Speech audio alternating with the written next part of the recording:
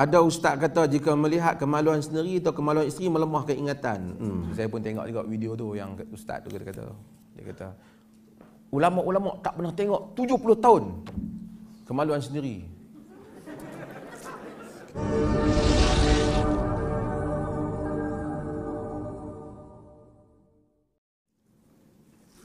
Ada ustaz kata jika melihat kemaluan sendiri atau kemaluan isteri melemahkan ingatan. Barangkali ustaz tu dah lengok menyebabkan dia lemah ingatan dia.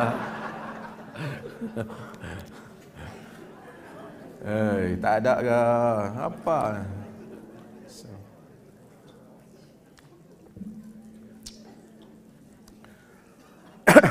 Sulaiman bin Musa rawi, dia bertanya kepada Atha' bin Rabah, boleh tak seseorang melihat kemaluan isteri? Atha' bin Rabah dia bertanya kepada Aisyah radhiyallahu anha, dan Aisyah radhiyallahu anha dia tak katalah aku memang nak tengok pun, dia tak katalah kan. Aisyah kata,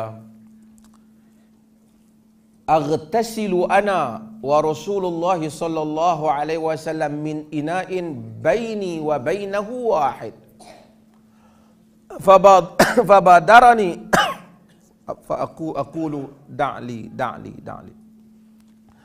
Aku dan Nabi mandi daripada bekas yang sama, katanya. Di antara aku dan dia bekas yang sama. Dia menyaingi aku, Nabi bergurau. Aku kata tinggal sikit air tu.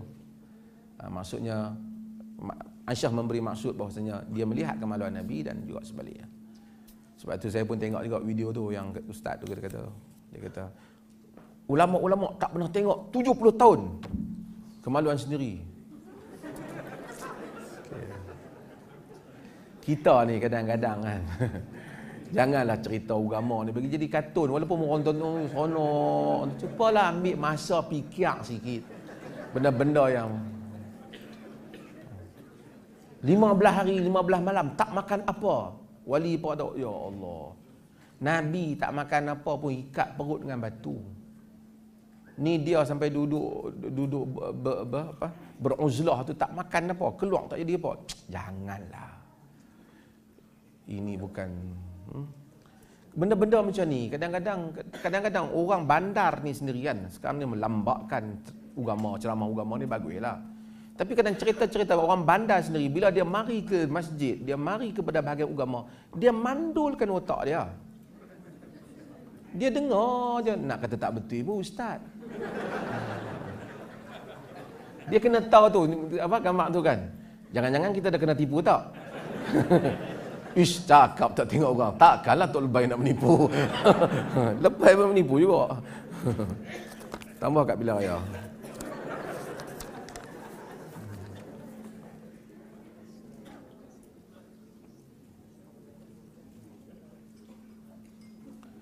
Hari ini ramai yang mengaku depression dan justify tindakan bunuh diri. Apa masalah dengan alasan masalah mental? Apa komen Tuan Mazhar?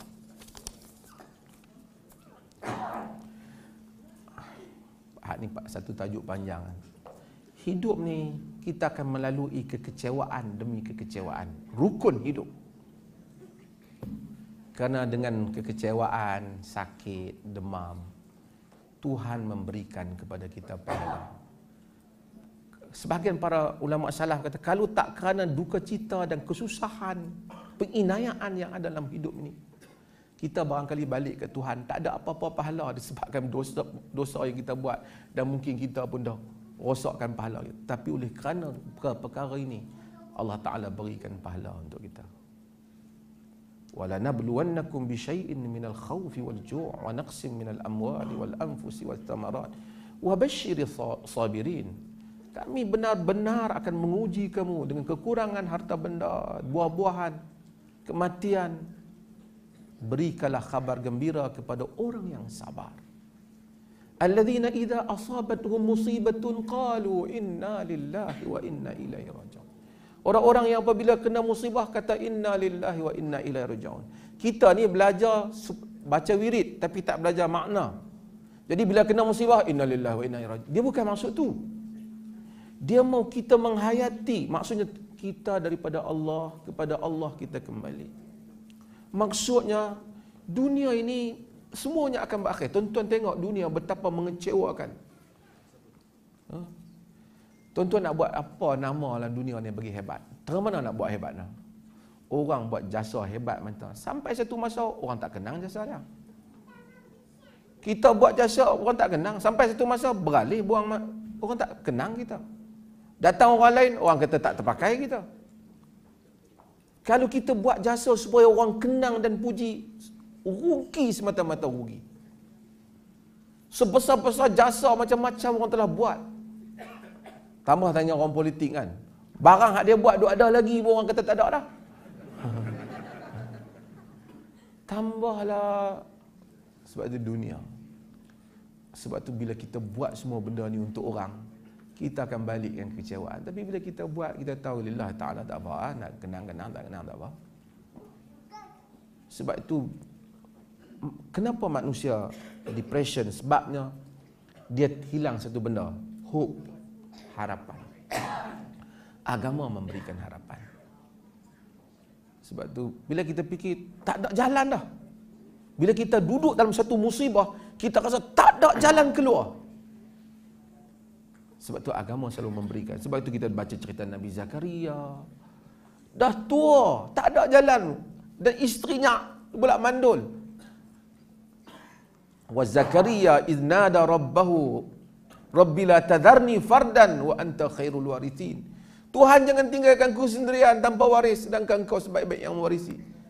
Allah bagi kepada dia Yahya dalam keadaan mustahil.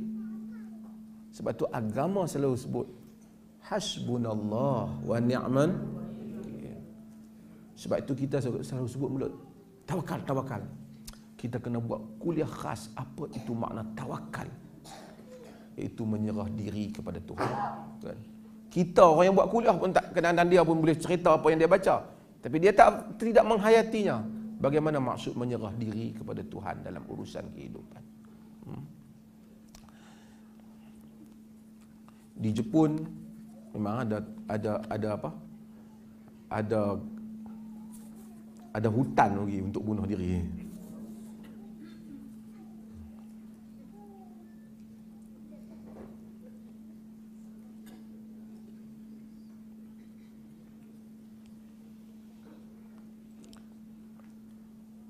Doktor, saya guru pendidikan khas.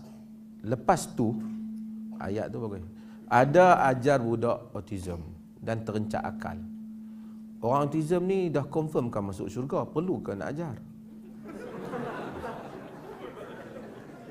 Good question.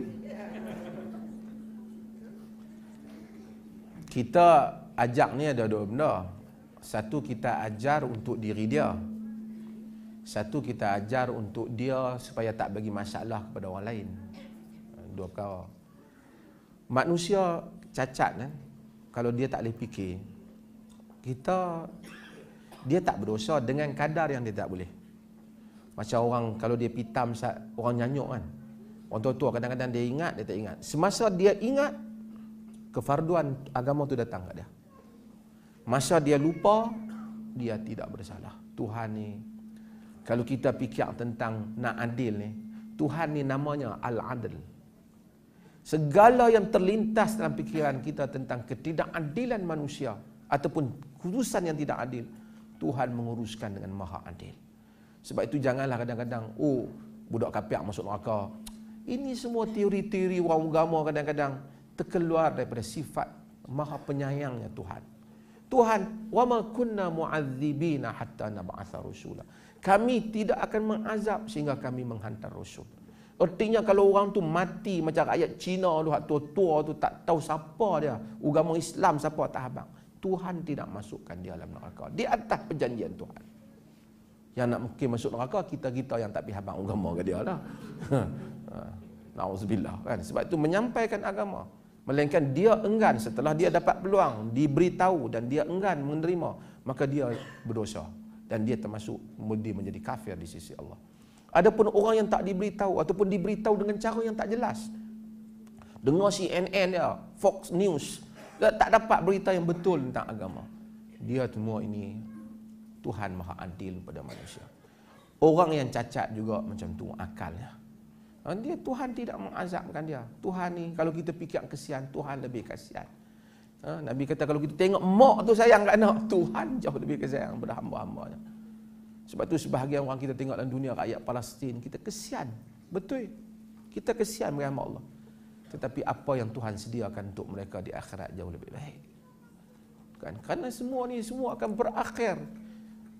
Umur 40 tahun, 50 tahun, berapa tahun lagi kita nak duduk dalam dunia ni? Kan? Walaupun manusia di Malaysia ni dah umur panjang lah kan. Okey, jadi kita ajak. Tapi kalau orang tahu ajak budak-budak cacat tak faham solat, tak payahlah. Kadang-kadang kita ni warak hebat sangat. Dia tak mukallaf, dia tak diajar solat. Dia tak.